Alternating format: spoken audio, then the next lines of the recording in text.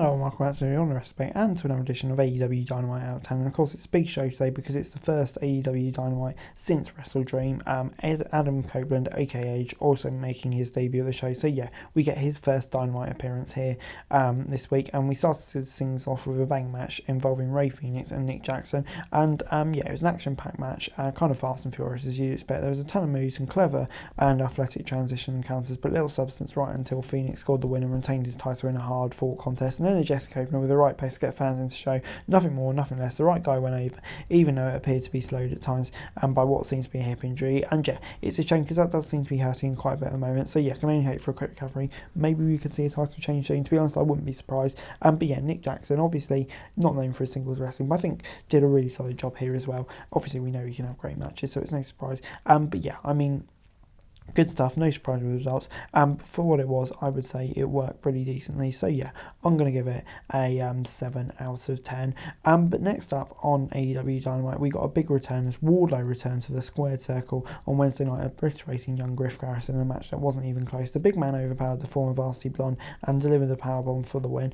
This was a great reintroduction for the War Dog in a company that's serious about pushing him again. Far too often he's heated up only to be ineffectively booked. This feels like an approach to take, which is wait and see, because yeah, we've seen this in the past where it's been a great debut, but yeah, at the same time you want to see a bit more. So yeah, it gets 7 out of 10 from me for now, but I just hope AEW can back it up because, you know, just look at Wardlow, he's so great, and yeah, I think just give him the tools, and we saw with the MJF feud, he can have a really great run. So yeah, hopefully AEW can be successful in giving that on this particular occasion. Before it was time for the Acclaimed versus Butcher, Blade and Kip. And yeah, the Babfaces scored the hard-fought victory over the heels in a contest that many have been better received.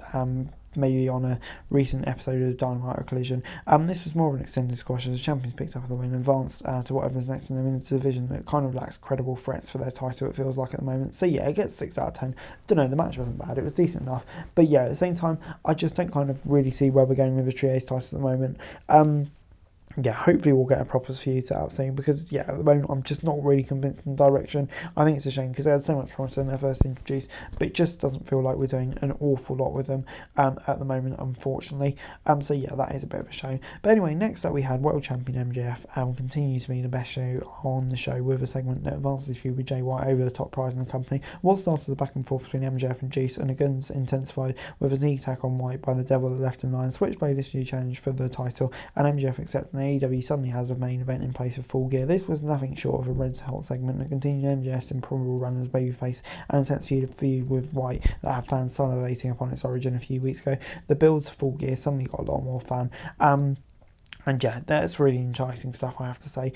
Yeah, MJF, Jey White, the match they're going to put on is going to be absolutely incredible. The promo here was spectacular between all involved, and I think, yeah, we could get some quality promo battles between these lot, topped off of a great match. Before it's time for Jericho and Omega teaming again against Koshka and Kyle Fletcher, who seems to be with the Don Callis family now after Guevara had to pull out with an injury. And yeah, Jericho and Guevara won a very good tag match. However, their momentum was halted immediately by Powerhouse Hobbs, who was revealed as the latest member of the faction. The heels then laid out Jericho and Omega and stood tall to close the segment that propelled things forward and creates questions about how two guys can seemingly combat 2-yard stars coming out of the woodwork to align themselves with them. If this view was as booked as strongly as matches continue to be, it'll be good and there'll be plenty to like about it. So yeah, it gets a 7 out of 10 from me. This was really good stuff, and yeah, I think the way Jericho and Omega going at the moment is a surprise, but I'm definitely not against it. I'm really liking what they're doing, and I think Don Callis Family only expanding, it's only going to get better, and it'll be interesting to see how they all kind of all play around each other. Timeless Tony Storm was in action, taking on Sky Blue. Tony Storm is a timeless revolution that led to the finalisation of her new persona. The Aussie defeated Sky Blue in a competitive match, despite the outcome never really being in doubt for me. Storm was great here, showcasing the body language, facial language, and verbal skills that have helped to make a new character as strong as it is. Blue was equally strong and continues to highlight why she may well be a future face of the division. So yeah, this gets a 7 out of 10 for me. I thought this was really, really good. I think the new character has so much potential. Sky Blue continues to impress in the ring, doing a good job putting Storm over. But yeah, I think Storm, this new character, really looking forward to seeing where it goes. And I think, yeah, could really revitalise her in a way that could easily propel her to the top of the women's division again, I think. And before it's time for the Rated R Superstar, he hit the ring for the show closing promo. After exciting letting the fans know that some of the extraordinary first time matches we await, he called out Christian Cage, the TNT champion, joined him in the ring, listened to his pitch for a reunion tour through the tag team division, and told him to go F himself. He then introduced Luchasaurus and Nick Wayne, who joined Cage, staring down Copeland to the end of the show. This was a strong segment that built on the excitement of Copeland's debut, laying out the story, playing on established history between these two, and a long way to come back that's not happening anytime soon. Copeland was great as a newcomer, full of the energy and clearly happy to be there, while Cage was a swarmy villain he's always been. The idea of them matching up at some point in their careers may not be exciting to some, but for those who have followed it throughout, the idea that maybe they can create more magic in AEW has to be exciting for all. And overall this week, AEW Dynamite gets 7 out of 10 from me. Yeah, I really enjoyed this episode of Dynamite for the first one since Wrestledream. Adam Copeland, that main event segment with Christian's great. Christian, just best heel in the business.